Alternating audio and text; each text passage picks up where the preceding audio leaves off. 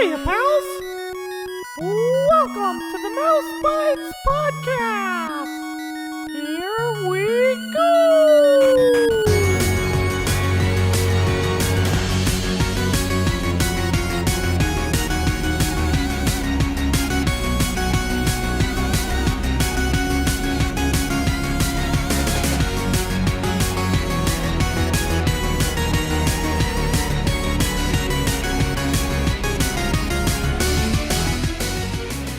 Hello and welcome to Mouse Bytes, the show all about Disney video games, past and present, episode 21. I'm your host, Clay, and today I'm joined by my faithful co-host, Jeph. Hello, Jeph. Hello there. How are you, sir? I'm doing quite well. How about yourself? Nice. I'm doing very well. It's a good day. Good. It's starting to get really cold where I live. Yeah? It was like at freezing temperature last night before I went to bed, which was pretty crazy. That's crazy. It was 86 degrees here yesterday, which is, Jeez. I mean, it's never been in the 80s in October, let alone the last week of October or September leading into October. It's like, Wow. it's just crazy. Yeah, it's currently 44 degrees here in Wisconsin, so I think my fall is going to go by really quick and it's going to hit. Yeah, you're going to go right into the the Arctic abyss. Can't wait. Oh boy. Yeah. So Jeph, are you a big fan of Pixar movies? Why, yes, I am. Why do you ask? Because today we're taking a look at a Pixar game. In fact, I don't know, have we reviewed any Pixar games on here thus far? That is an excellent question. I do not remember. I don't think we have. I don't think we have either, but I'm not 100% sure. I know we have a couple on the docket after this one in the Okay. future. Yeah. But that being said, today we are taking a look in depth at a game called Rush, a Disney Pixar adventure. Here we go. Follow me. Just keep swimming. Just keep swimming. Can you go faster?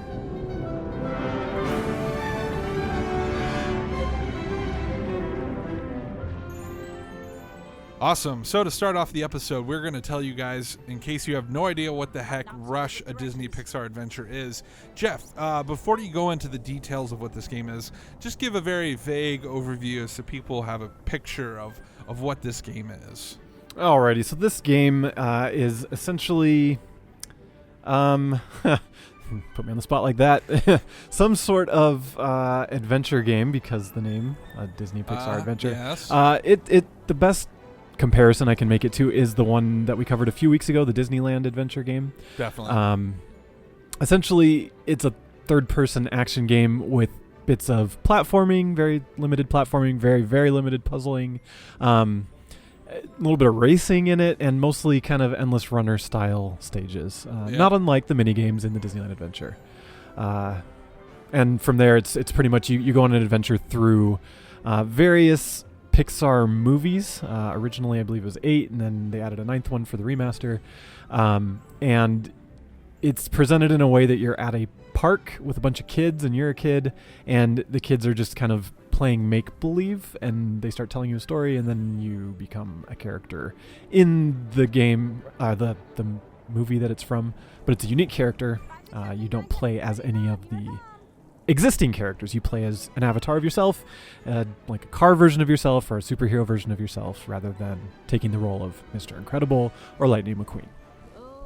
How's that? Wow. I would have accepted it was a endless runner or a running platformer game with motion controls, but yours was probably much better. So, yeah, okay. Well, that should give the listeners at home a good idea. Yeah, really the reason we decided to do this one so close to when we did the Disneyland game, because this kind of is like a pseudo sequel to that game, I would say, is that it's currently free to play if you own an Xbox One and have Game Pass. And so Jeph brought it to my attention saying, hey, we should probably cover this one because this is available for people to play, so we figured it'd be good to, while it's out there and easy to access for a lot of people, might as well take a look at it. So that's what we're doing. Jeph, can you give us some information about this game? Yeah, so it was developed by Asobo Studios, who they're known for doing like Toy Story 3. They co-developed, I think, Disney Infinity 2 and 3, at least 3. They've done several Disney and Disney Pixar titles, and infamously also, I believe, are the studio that developed Young Conquer for the HoloLens, unfortunately. I believe they're based in France. Oui.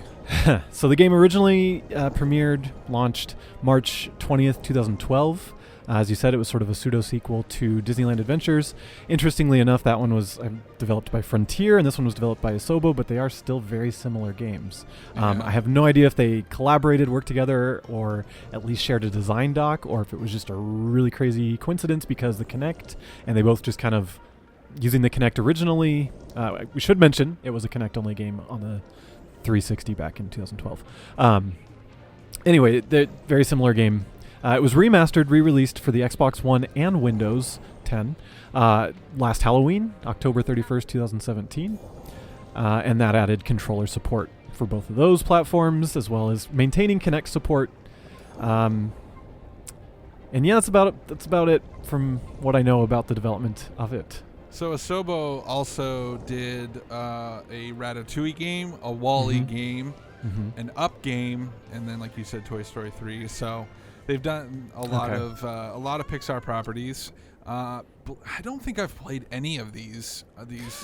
Yeah, I've played through Toy Story 3, but I've never played. I have played like one level of each of the other ones because they used to display them at Epcot when I worked at Disney World. So, nice. Yeah, got a little hands-on time there at not Tomorrowland, Future World. Wow, I'm rusty on my Epcot lingo. I know, it's embarrassing. So I guess eventually we'll have to. I think we have Ratatouille on the docket coming up, if I remember correctly. But I'd be interested to play all these. They're probably not great, but Toy Story 3 was really good. Story I liked. 3. Yeah. So I have faith for the other ones, but yeah, who knows? I don't know how many of them are viewed. Well, and that's the funny thing about this game. Even is like some of these games. Or some of these movies, it's like, how do you create a game, based on Wall-E or even, Ratatouille and Up, I guess it's not as difficult. But Up literally is a movie about, like, an old man. And so, obviously it can be house done. To South America. Right. So, there's stuff there, but some of it does feel like a stretch at times. So, but regardless, that is interesting. So they helped with the Disneyland Adventures. I assume. Did you say they did the updated version? Is that right? Yeah, they did the remaster. I think they did the ports. Yeah, I think they did the ports. Frontier did the original. And Frontier did the original for this too, for Rush. I thought it was Asobo did this one. That was. Okay, so they did. Thought both. I'd read. That might be right. I think Asobo did. Sorry, no, I think Asobo did both ports for the HD updates, but that the original two games were, this one was Asobo and the other one was Frontier. Yeah, I don't keep my studios as straight as you do. You're much better at that whole thing than me. So yeah. But it is interesting. It's curious. It's kind of. It really is, and they're an interesting studio because it's like they've done a lot of these licensed games for Disney, and strangely these two were produced by Microsoft for Disney, right? Which is an interesting thing. That means they're platform exclusive to Xbox, and Xbox on Windows is how people look at it. So they're great family games for the platform. And Xbox is known so much as like the Halo and Gears of War platform. So I think that was part of the reasoning back then to try and kind of get more family-friendly stuff. It kind of complemented Kinect Sports that Rare did, and some of the other Kinectimals, I believe, was also Frontier. And so they all kind of the European studios, for whatever reason, were assigned to a bunch of Kinect games. So yeah, interesting. Yeah. As far as history goes with the game, I don't have much of any history. Never a game that, for whatever reason, that I played. Especially on the 360, I pretty much missed the prime 360 era. I did own one in the earlier part of the era, and then kind of missed out on the later part for whatever reason. But I did pick this up on Game Pass for free on my Xbox One. So pretty much everything I'm going to be talking about today is alluding to the Xbox One version, not the original. I did play with a controller and not with the motion controls. I have nothing against using a Kinect. Partially, the reasons I didn't use it is A, I'm lazy, and I just rather sit there, and B, I don't know. I just wanted to see. I guess I feel like the controller experience would probably be less frustrating, so I just kind of stuck with that. If I really wanted to be a good reviewer, I would have done both. But right, I had that same thought, but. So yeah, what about you, Jeph? Any history with this game? I remember it being announced and being excited about it. Kind of similar to my history with Disneyland Adventures, where I didn't really get to play it initially. That one, the original Disneyland one, I got to play at my now wife's, at the time, roommate's apartment. Really randomly. Yeah. This one I had not played. So I had bought it before it went on to Game Pass because it was on clearance last spring. Because when they relaunched both of these, they were at like $30 US. So it was already cheaper than the original release, but I was like, that's a little expendy. So I think I got it at like 50% off sometime in the spring.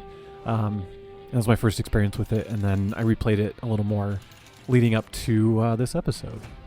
And again, only on Xbox One. I did not have the 360 version, so no experience with that. And I also used a controller. I got an Xbox One X recently, I think since our last episode, and I don't have the Kinect adapter for it because Microsoft doesn't sell it anymore, and it's expensive on eBay. So gotta look into that, see if there's any solutions, because I have a few Kinect games I really do enjoy, like Kinect Sports Rivals. So yeah, bummer. Yeah. Oh, and Fantasia, which I would love to cover on the show as well. Oh, yeah. I was really excited when they announced Fantasia, and then the more I looked into it, I was like, oh, this is stupid. The song selection was awful. If they had done classic Disney mixed in with maybe some well-known party tunes instead of such contemporary stuff. Yeah. It was. We could still look at it though. It's really good controls. It's made by the people that make Rock Band and the original Guitar Hero, so it's a good game, but the music selection is not that great. Bummer. Yeah. How dare they taint the name of Fantasia with this modern garbage? I'm such an old soul. All right. Anyways, let's go ahead and take a quick break. When we come back, we will get into the gameplay discussion.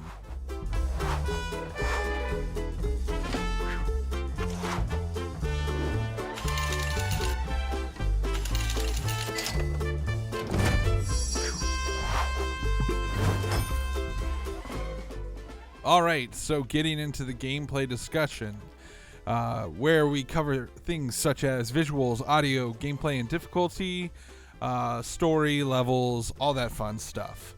Now, starting off, we've decided to jump straight in with visuals, be it graphics and all that good stuff. Jeph, what are your thoughts on the visuals of Rush, a Disney Pixar adventure? I would say that overall they're really good. The character models are very accurate. They look just like the source material. The level design and the artistic direction, I think, also is done really well.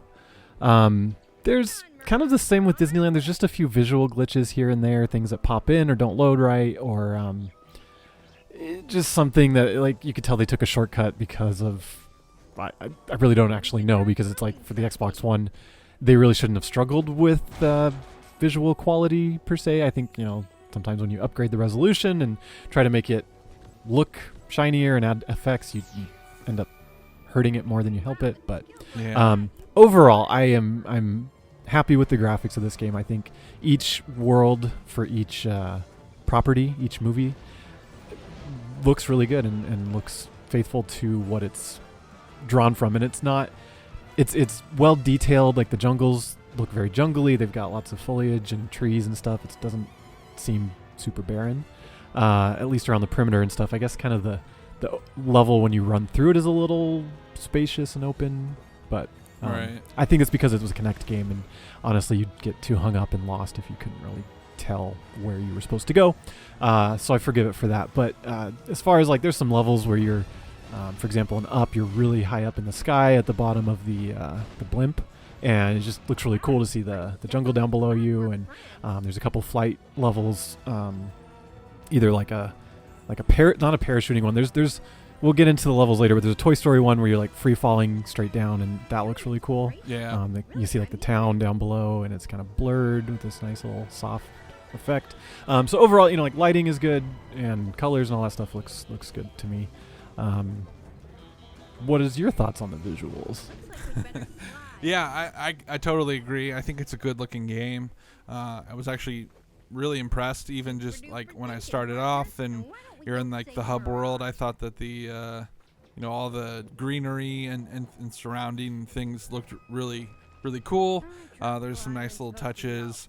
I think the character design for the children in the game are pretty good.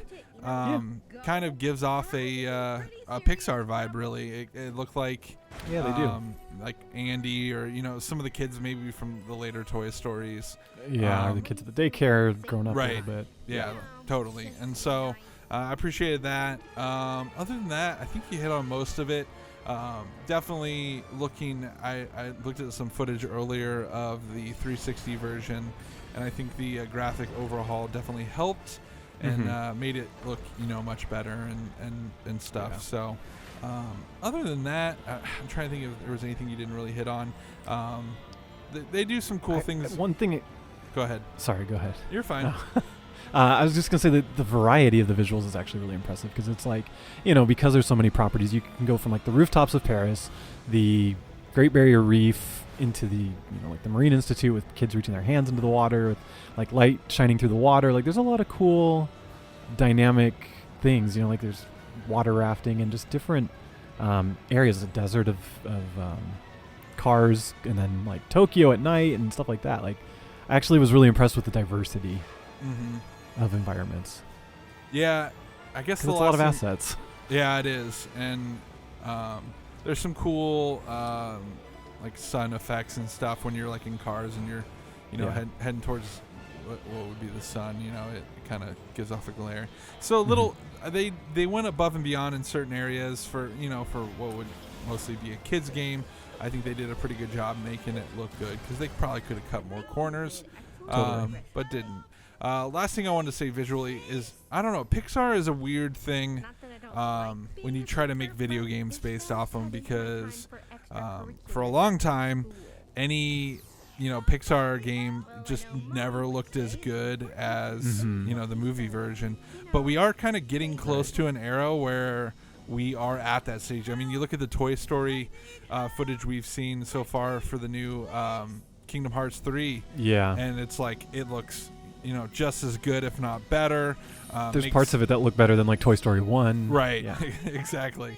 And so it's interesting. And I, like I said, I haven't played Up and Ratatouille and stuff, but I imagine those probably don't look very good. Especially, depending on if you play like the Wii version of Up or something. Yeah, probably not.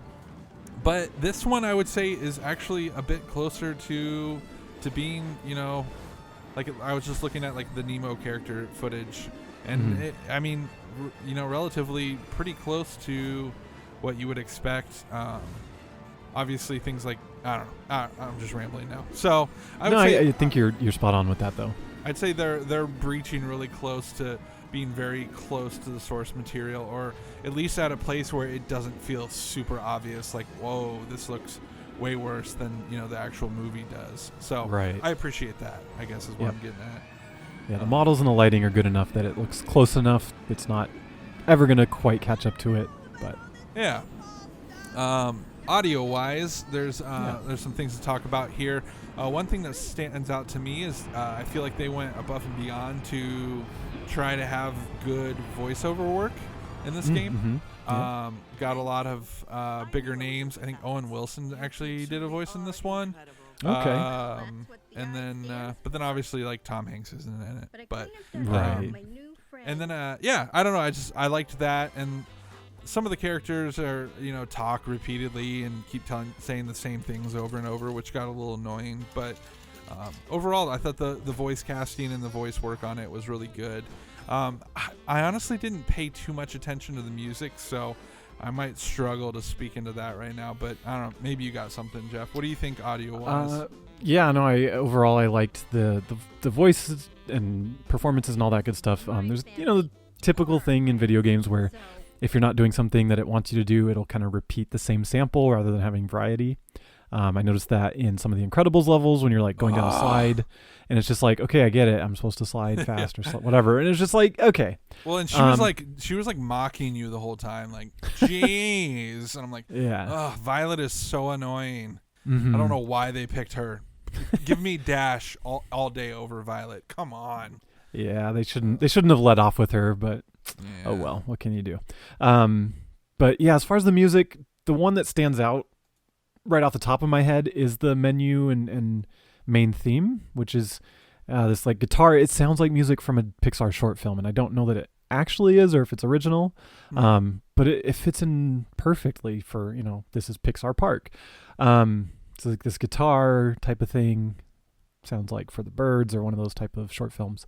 As far as the level music, none of it is like, just off the top of my head, none of it's really like jumping out. I'm like, oh yeah, this was super faithful or this didn't sound right. I think it was all either the actual music or close enough to where it sounded like it was an alternative track with the same, instrument style and pacing and all that. And, the horns for the Incredibles and the I guess the guitar again for like Ratatouille and, etc. So, I can't speak enough to it. I didn't look closely enough into it and specifically try to listen for accurate music. I was kind of more focused on the visuals and the gameplay as I was playing along. But dude, it might be for the birds, because when you hit that main area, those birds show up on the Pixar logo. Oh, they're like maybe flying around. So maybe it is that. Okay. Yeah, it's very similar to one of those if it's not exactly one of those. Yeah. Interesting. Yeah. Sound effects and other stuff they're fine. I feel like that's what we say for every episode, but I didn't really get annoyed by any sound effects so that I can think of. I don't know. There's probably a few that are a little redundant, but the collectibles and coins and all those typical game sounds are fine. They don't get overly intrusive or annoying. Same with like when you're sliding down cables or jumping and the car noises and all that. Like nothing seems overly undersampled. Like everything seems to be fleshed out well enough to where you're not driven insane. Yeah, and what was I gonna say? Yeah, I guess the main point with the music is while I didn't really notice it didn't really stand out to me as bad. Right, and so it wasn't redundant or annoying. Right, so in my opinion, that's like successful, and totally. It's a little cliche at times. Like when you complete a level, it's like, oh, trumpet triumphant music, dun, dun, dun, dun, yeah, and you're like, okay, yeah. So, but I think they did a good job, like you said, just kind of making you feel like you're a part of certain worlds. And so when you hit, when you went to, Paris or whatever for Ratatouille, it really felt like you were there or whatever. So, so I'd say good job on the music. The voice acting was really cool. I liked how they would transition from a kid talking to like, the kid would turn into Mater all of a sudden. And so there was like this really cool transition. I really like the presentation. Yep. Yeah. And then it would like do a wipe and then all of a sudden the kid would turn into Mater. And I just thought that was really neat and a really cool effect. So totally agree. I was kind of... I wanted to touch on that as we maybe got into levels, but kind of even just now is fine to talk about. I thought it was so cool because it's like a kid at a park and you go up to a kid and they're like, oh, let's play Cars or let's play Toy Story. And they start telling you the story, and what they're telling you start seeing in a thought bubble. Right. And then it like zooms into the thought bubble and it's like real time rendered, or it's a really good, clever trick with like pre-rendered video. Because like rendering two different scenes in the same scene is hard. So I from a technical standpoint, I was just really impressed with that. And like you said, it sounds cool to have like the little kid turn into Mater and all that. So totally agree with you and really wanted to touch on that. So glad you thought so too. Yeah, totally. And I don't know. I think it's a fun way to come up with additional storylines. So you don't have to exactly play precisely what the movie was, because it doesn't matter that the bad guy from Up died at the end. You can bring him back in this game because it's just some kid's scenario that he's come up with when he's playing pretend, and so you can kind of do whatever. And then and that's another interesting thing about this game is the player themselves takes the role of typically, I think on almost all of them, a different character or a new character. So in Toy Story, it generates a new toy based off kind of the way you look. There's a new car in Cars, and I think it's pretty much all of them. You are like a different character, and so but then when you get to like the new mode they added, which was Finding Dory, you either play as Nemo or what's the little turtle's name? Crush. Oh, little Squirt. Squirt. And and so some of them you don't, but for the most part you kind of play as your own kind of side character or whatever. So I thought that was a little interesting, and it allows you to interact with the main characters a little more freely, I guess. Rather than just like playing as Carl the whole time or whatever. Right. Or being Russell, you're just a wilderness explorer. But what's cool is it's almost like it's doubling down on the entire premise, maybe not premise, but like sort of those intros of Toy Story, at least 1 and 3, where it's Andy playing with his toys and like using his imagination, and like the evil Dr. Porkchop. Like it's sort of like you're these kids at this Pixar park imagining these grand scenarios that obviously are reminiscent of the movies, but not identical. Like you said, they're kind of inspired by, but not the same. Right. I love that. I think that that's a really cool concept, and actually might have even worked great for a Toy Story game, and actually thinking back on Toy Story 3, it does have elements, and I can see some parallels and similarities of, Andy at the beginning of those movies and this game and that game. So I think they kind of nailed a good way to do storytelling and make it work for a game where you're not just replaying the plot line of the game. So I give them kudos for that, for sure. Definitely. So moving on to the gameplay and difficulty, basically there are 8 worlds, later 9. They added an additional one from the different movies. The list of movies here are Up, Toy Story, Toy Story 2 and 3, The Incredibles, Cars, and Cars 2, Ratatouille, and then in the 2017 remaster, they added Finding Dory. So that was a new set of levels that you could only get on that version. So as Jeph mentioned earlier, the player is going through these levels and trying to collect coins, as well as getting the best time possible, and get the most points so you can unlock extra levels and other extras, such as like there's new buddies, new goals, special abilities, and good old concept art. So there's multiple things to do in each level, different routes you can take. It's not super linear to the point that you play the level the same way every time, but I think they're trying to encourage you to play the level multiple times. Throughout the levels, the player can uncover secret areas that may require special abilities and the buddies that I mentioned. In those secret areas, you find a buddy coin. When you get all 4 buddy coins in a level, you get to play as one of the characters in that level. So it changes who you can play as, and they have the different abilities, I think. So okay, I never got to that point. Yeah, it'd take a while. Like I found a couple buddy coins per level, but I never found all 4 in like one go through.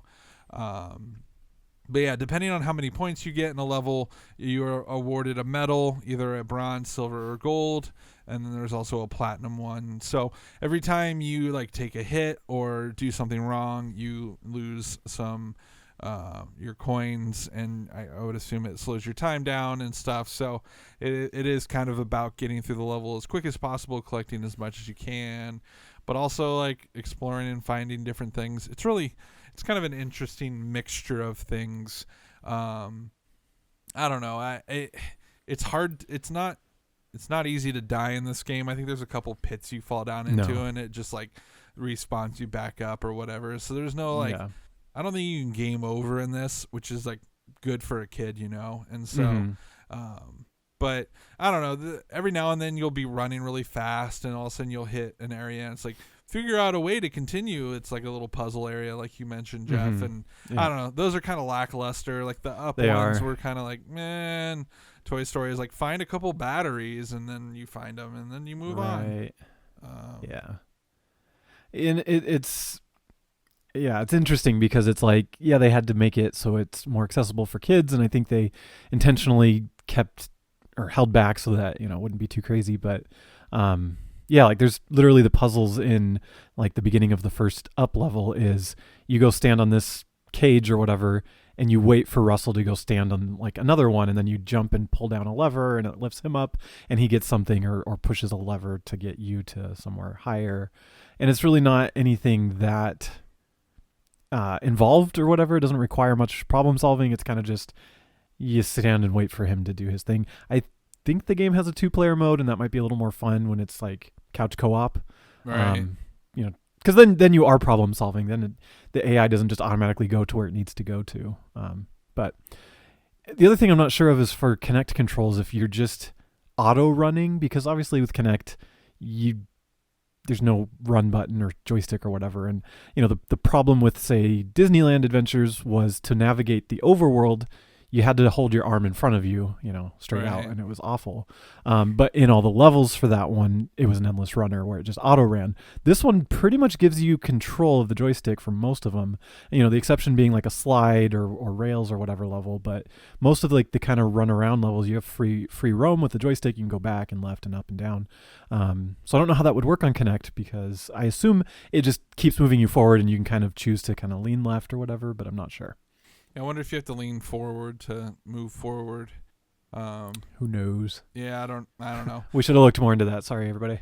All I know is I watched a review of a grown adult playing the Kinect version, and all of the footage was like super cringy, because it was just like like super move, like all the way to a corner, and then overcorrect into the other opposite side, and just back and forth. It just looked painful. And I was like, man, I am glad they added controller support, and I don't know that I ever really want to. Like, I want to try the Kinect, but I don't think I'd ever play it through with the Kinect. Yeah, I mean, like the jumping would be fun, and like there's a part where you're like tight roping and you got to keep your balance. Like I could see that being kind of neat. But I also saw that like getting the game to read your body was a little not well done. It was a little frustrating. But was that on the original version or the updated one? I believe it was on the original was what I saw. The older Kinect was not as finessey. It wasn't as fine point, whatever. Right. I don't know, so maybe right adjective. Yeah. Maybe it's better now. It maybe was improved, but they may have just kind of faked it. Yeah. Who knows? So I don't know. We could just read through all. So there's not really a story to this, like we said. Each kind of level has its own story. There's not an overarching story. You kind of are just a kid that you're dropped into a level and you just kind of run around. I don't know. This is partially like a joking thing, but it also kind of made me think the whole you're a kid and you're at this like weird Pixar park made me kind of think. It kind of felt like I was in some kind of like afterlife thing where like I've died and I've gone to like Pixar heaven where I'm hanging out with a bunch of kids in this like daydreamy field and we're just playing pretend the whole time. So it kind of felt like a pre-heaven Pixar world kind of thing. I don't know. I just my weird head. I get where you're coming from with that, but yeah. Well, because just like the Pixar. Like, why are you at Pixar Park? Right. Yeah. It just doesn't have any purpose or meaning. And that was one of the best things about the Disneyland game, in my opinion, was just being able. Was a park. It was Disney World or Disneyland. Yeah. Whereas literally that in between is like almost non-existent in this game. There really isn't anything to do in between. No. And so you're just literally going mission to mission, and that's really about it. And so I don't know. I guess you could kind of hit a negative on that end because there's just they could have maybe added some stuff to do on the main world just to.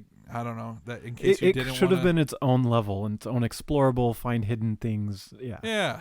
The whole premise is that they're on a field trip. It kind of starts with you getting off a bus. Oh, you're right. But you know why and how and where this is kind of weird. Like I'm telling you, it's supposed to be Emeryville, but the bus is symbolic of death, and like the kids are just traveling from to the afterlife, and they're all of a sudden. Do you think this is a prequel to Fortnite? Party battle bus. Battle bus. Yeah, that's it. Jeph, don't say the F word on Don't this say the show. F word. Otherwise, otherwise all these middle school kids will show up and start listening to our show. And they'll start doing the floss. Yeah. Oh gosh, don't get me started. I feel so old. But All right, Cranky Kong. yeah, right. Games these days. Anyway, what I was thinking is instead of like going through all of these, maybe we could just hit on some of our favorites.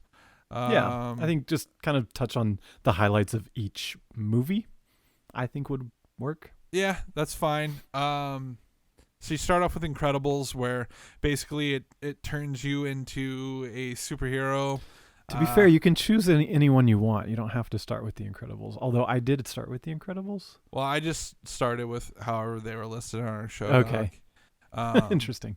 But yeah, I literally went left to right, I think, when I got into the game, because I was like, just go one side to the other. And so basically, I didn't play through the entirety of all of these. I played at least one level of all of them, and then I think I played through the entirety of Ratatouille, because that's probably my favorite movie out of all of these. And so, which is probably why it's going to be my favorite. But yeah, and so you're your own superhero in The Incredibles, and then each level you get paired with either Violet, Dash, or Mr. Incredible, and you're running through the level and fighting things and collecting coins, because why not, you know? Yeah. Yeah, I don't know. You have any? I don't really have a lot with this one. This one felt like the closest to an endless runner to me. Yeah. Temple Run. More so than it was much more like that than any of the other ones. Mm-hmm. Yeah, and like I said, Violet's freaking annoying, so I would I should have played the Dash level, but oh well. The environments are cool. It's like, secret layers and then Metroville and different stuff like that. So yeah, and there was one part where you're falling. I think those falling sequences work really well. Yeah, that's true. And they're in pretty much all these games, but I always think those are somewhat fun. The controls were a little wonky on it, but for the most part it worked. I think it's just a remnant of like converting motion controls that are a little forgiving because of the nature of motion controls into controller supported controls. Like something is always lost in translation in this one in Disneyland, where it's like it's a little jerky and it's a little less smooth than you would expect. But it's probably just due to that conversion. Right. That makes sense. Little floaty, a little over responsive sometimes, but not inherently bad. I never felt frustrated that's like, oh, it didn't do what I wanted it to do or it didn't go where I wanted it to go. Like, at the very least, it's got core movement functional. So that was good. Totally. And like the hitboxes around coins is pretty generous as well. So. Yeah, you don't even have to like really touch it. Just getting even a little bit close is good enough. Yep. Yeah. But there's like no way to collect all the coins in one run. No, and something we kind of really haven't touched on is sort of like you mentioned that there's different ways to go through levels, but really a lot of them are semi-linear, heading from start to finish. But there's often times where it's like you can go take the up path or the down path, you can take the left path or the right path, right? The over or the through. So it's again like a temple run, or like several games of that genre, and some of them might have like a 5 coin bonus, or some of them might have like 1 or 2. So it's essentially repetition, learning the level and figuring out the optimal path or where the secrets are to get a better time or to get a higher coin score. Totally. Yeah. Which is great for kids because they'll play this, Totally. When I was a kid, I would have loved this game as a kid. Totally. And you just keep playing it and you get better and you learn where everything is. But as an adult, you don't have time for that crap. You're like, no. I'm good. I played through that level. I did my sightseeing and I'm moving on. Yeah. Yep. Totally. So after that is Ratatouille, which I would say is probably my favorite just because I like the property the most. There's like a rooftop level where you're running around, rescuing other rats and letting them out of like jars, I guess. Or wait, you're in, or like one of your characters, your character's in a jar, or one of them is, and you're trying to get them to. Is it a meal maybe? I don't know. Yeah. And then after that, you're down below where it's like the flooding scene where you're rafting on water, trying to get through the sewers. Yeah. That one was just okay. And then the last one is Stop That Chef, where with Remy, where you're going in and out of kitchens and restaurants trying to, and then you do battle with the I don't remember what his name is, the bad guy, basically. The bad chef. Yeah, the bad chef. And I don't know, it was a fun sequence because you're running in and out of restaurants, people are screaming, and then you're in the kitchen. You go between like the kitchen and the dining room, right? Yeah. It's super cool. That echoes what I said earlier about like the diverse environments per level. It's like you go from like the streets of Paris up on the roof, and then down in the sewer, and then like the kitchen and the restaurant. Like you cover a good, breadth of the movie in just these three sequences, which I think is great. Yeah, and then there was like a mini boss sequence where you're throwing tomatoes at the bad chef guy, and like I don't know, it resembles like playing a complete level, even if it is just you continuously heading towards this thing at the end of the level that it like never feels like you're gonna eventually ever get to. Somehow it's handled better than that one level in Hercules, though, with Cyclops. It's like the same principle, really, but way better execution. Definitely. Do you want me to move into the next? Yeah, sure. Yeah, so next one is Up. And I lightly touched on a couple sequences of that earlier, but basically the first one has you chasing the house, which is kind of cool because it's like you can see it and you're sort of following it, and you run through the jungle and up and over things and through trees, and eventually you end up in like a river raft. One thing that's cool about several of the levels is that there's like two mechanics. Not all of them, but some of them, where it's like you'll start running and then you'll end in a vehicle, or you'll start running and end in like floating or falling or something. I like that. And like The Incredibles, you run and then you end up on a slide. So I thought it was cool. I could totally see the Kinect controls for the rafting part of this being annoying because you kind of have to paddle. And in this one, you could use the stick and go like left, right, and that was really annoying, and it wasn't working very well because my timing was crap. And so I just started pushing buttons, and the X button just does both controls like automatically. So that worked out. And I didn't play like the second or third one, but I did kind of watch YouTube videos of so you go through the blimp is the second level, and I guess you're freeing birds. I assume they're Kevin's friends. I'm not actually sure. But yeah, essentially it's like you get to see that set piece, and at times you kind of go down into the underneath part where you're sliding down cables, and that's where you get that view of the jungle. I thought it looked really cool. And then like the last level is the canyon, similar to that chase with the dogs in the canyon in the movie, which seems sort of backwards in sequence as far as I thought that was before they got to the blimp, and the blimp was the end of the movie, but like they kind of did that a couple times, like they do it with Toy Story as well. So, I don't know. Did you have anything to add to the Up?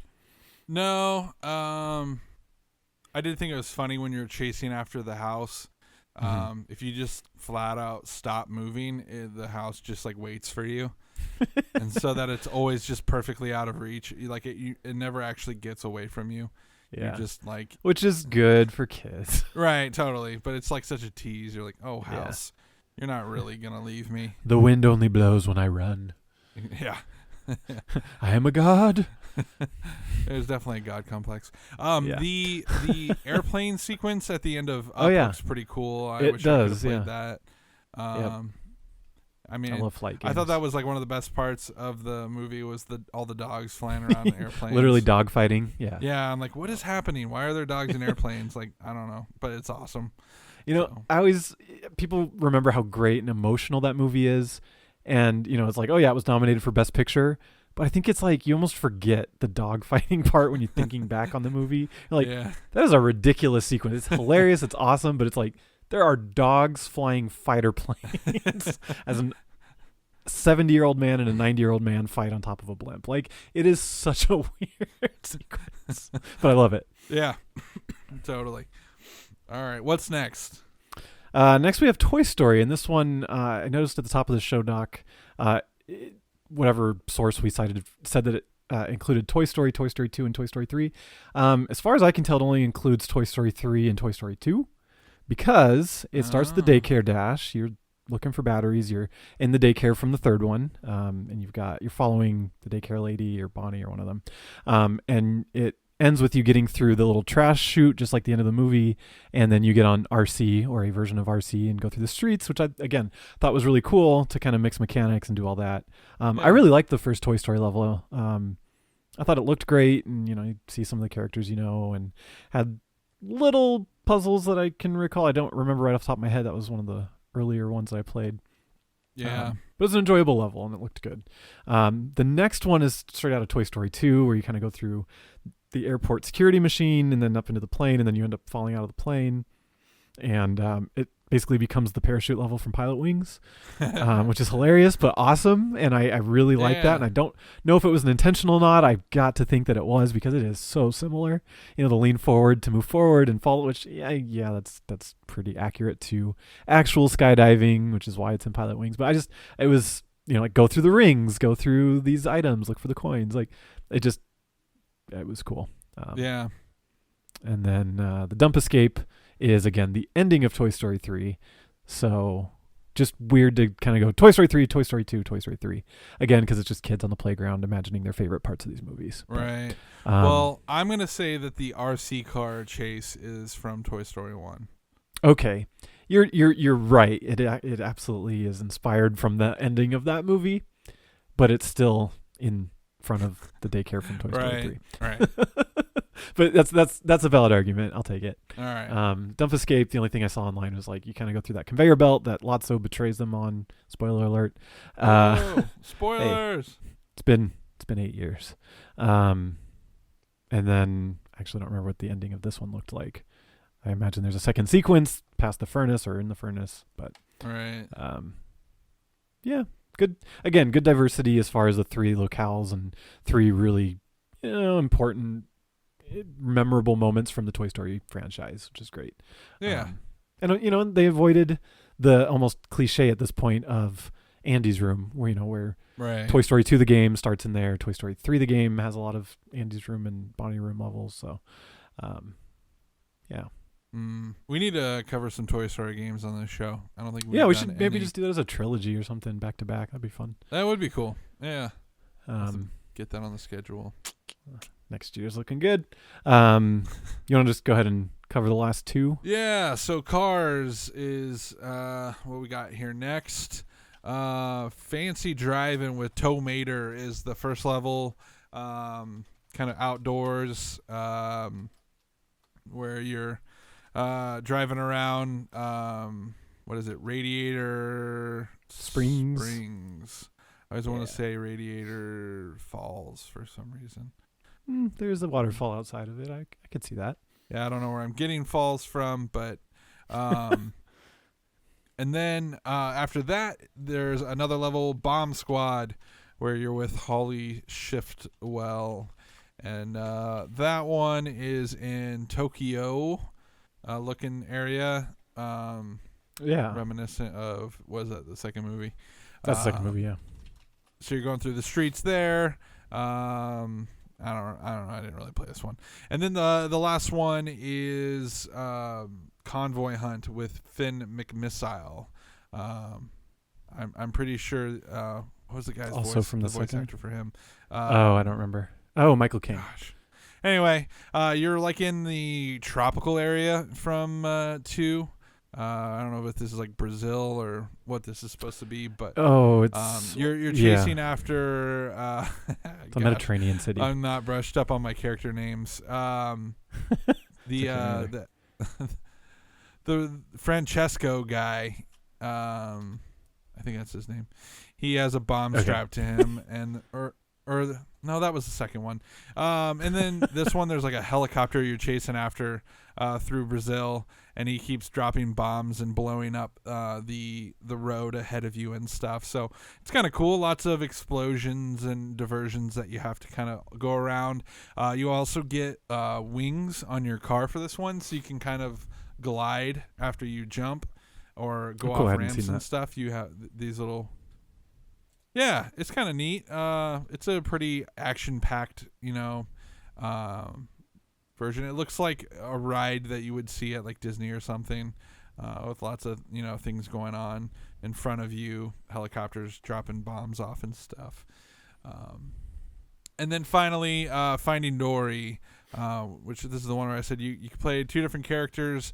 The first level is Coral Reef, where you're pretty much you're like surfing, like in the first Finding Nemo game, where you're hitting those what are those things called? Like the EAC jet streams. The jet streams. Yeah.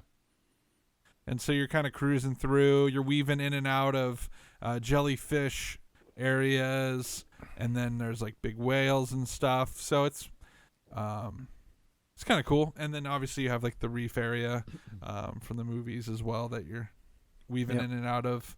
And then the next level is the Marine Life Institute, or Instituti if you enjoy a good fart joke. And and then we're not sure if there's a third level. So there's not too many details. Like, this game just didn't get a lot of coverage, and so it's there's not a lot of comprehensive stuff just right off the top of a Google search. And I just didn't play through. I'm watching through some stuff. It looks like at one point you're going through a bunch of like tunnels and stuff. I don't know. Yeah, I think that's sort of reminiscent of the first Nemo with the all drains lead to the sea type thing. Right. I don't know if it's related to the Institute, or like that's how you get into the Institute, or if that's a separate level, or if that's right. Not sure. Didn't really play through more than just the first Coral Reef section. But it's really pretty. Like, I really like the Finding Dory stuff. Yeah. I just love underwater levels and like the light shining through, and you're not super deep, so it's like you can see the top of the water. And in the Marine Life Institute, I saw some videos where like you see kids reaching into the petting pool, whatever you like, thing where you can like touch starfish. And, stingrays. So you have to kind of like dodge those, which is kind of fun and cool, but it just looks cool. Definitely. So I think that's it. You got a favorite out of those, Jeph? That's an excellent question. I think I would go with Toy Story. I like the variety of play types, because you know there's running, there's driving, and then there's like that falling with style. Yeah. And then just sort of the variety of locales. So I think I would go with that one. What about yourself? You said Ratatouille? Yeah, Ratatouille. Just for the last level where you're going in and out of the kitchen and the eating area and stuff. I think it played really well, and it was pretty cool. So cool. All right, time for final thoughts, Jeph. What are you thinking after discussing it and playing it and all that? How do you rate this thing? What are you thinking? So I really like this game. It's a little simplistic and meant more towards kids, but there's enough Pixar love in there and well made, detail oriented level designs and stuff and character designs that it works well enough for me that I enjoyed it. I like the fan service and the look and the feel and some of the gameplay, most of the gameplay, not all of it. The Cars levels in particular, like, feels like a good driving game, like, totally. More so than say like the running around levels, etc. So overall, like I would recommend it if you're a fan of Pixar, especially if you're like a really big fan of Pixar. I would highly recommend it because it's a cool little way to experience those films, and it's faithful enough that it's like, oh yeah, I know what they're getting at here, but it's not straight up trying to. It's one of the worst things with movie tie-in games is when they add stuff that wasn't in the movie, and you just like, you don't have any emotional connection to that or whatever. Like, all these levels are, oh yeah, I remember this locale, I remember this sort of scenario, so I like that. Yeah. Good music, good voice acting, like we said, great graphics, and just slightly less than great controls. Overall, and like I said, good presentation. I like the whole kids telling stories, transitioning into each level. So not super cohesive, like you said, no overarching stories or anything, but each sequence in and of itself is enjoyable, I thought. Totally. How about yourself? If I was giving it a rating, I'd give it an 8, maybe a 7, 9, like somewhere right around there. Okay. Out of 10. I mostly agree with what you're saying. I liked it for the most part. I think the lackluster hub world hurts it a little bit. But that being said, I don't know. I think the bite size versions of these movies is probably for the best. Until we play some of these other Pixar games where they spend an entire video game, devoted towards Ratatouille or Up or whatever. It's hard to say, but it might be kind of a blessing just to have bite-sized adventures with these properties rather than, picking the highlights rather than trying to figure out what to do with a boring part. Yeah. I guess my biggest gripe other than the hub world is I think they do a good job of changing up the areas, but the gameplay, I never feel like it changes up enough. You're always moving forward, other than like sometimes you stop to like throw things. Or spray pigeons with water. Yeah, I guess that kind of changes it up, but and I don't even know what a good alternative would be, but I feel like it's missing game type B, whatever that would be. Something just to change up the formula a little bit from time to time to keep things from being as monotonous and similar throughout. I think you're right, and I think that's a victim to being a Kinect game originally. I think had it been developed controller based, it probably wouldn't have had those design decisions. So totally. It's interesting. And I think that's a fair, argument back on it. Is like, well, this is a Kinect game and it was meant to be a get to the end of the level as fast as you can, collecting all the things and finding all the cool areas. And so, I mean, for that, it's good. Maybe even just a higher difficulty or a different a different challenge mode, maybe enemies for to fight. Right, and just like so you can still have your mode for kids, but then maybe have a more challenging version for adults or parents or whatever. That's a good point. That would have been great.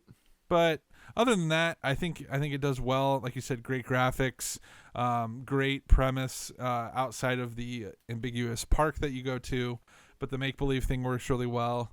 And overall, not bad. I probably would rate it a little bit lower than you, but still above average, I would say.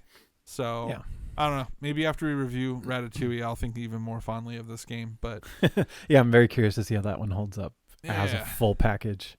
Yeah, we shall see. Indeed. Other than that, I think that's about it. All right, so that marks the end of this episode, just under the hour mark here. Guys, thanks so much for joining us this week. If you haven't already, check out our Movie Bytes episode that we just posted last week, where me and Jeph and our good friend Dave review and talk about Pinocchio, the animated movie from Disney. We once a month we're reviewing movies, Disney animated movies, alongside the normal video games that we're reviewing. So check that out. It should be pretty cool. So other than that, you can also go to the nintendovillage.com. From there, you can find links to all of our other episodes that we've done. We have 20 other episodes for you to choose from. There's other great shows there as well, all about Disney stuff, lots of reviews and other great content. You can also watch our episodes on YouTube along with gameplay footage from each game. So if you'd like to look at gameplay footage while you listen, check it out. All right, that's it. Thanks so much, guys. Join us next episode where we will be taking a look at Adventures in the Magic Kingdom for the NES. It should be a good time, wouldn't you say, Jeffrin? It seems like it will be. We shall see. We shall see. All right, guys, have a great day, and we'll see you next time. Woo, this episode was such a rush. We beat Skinner! Let's just savor this moment.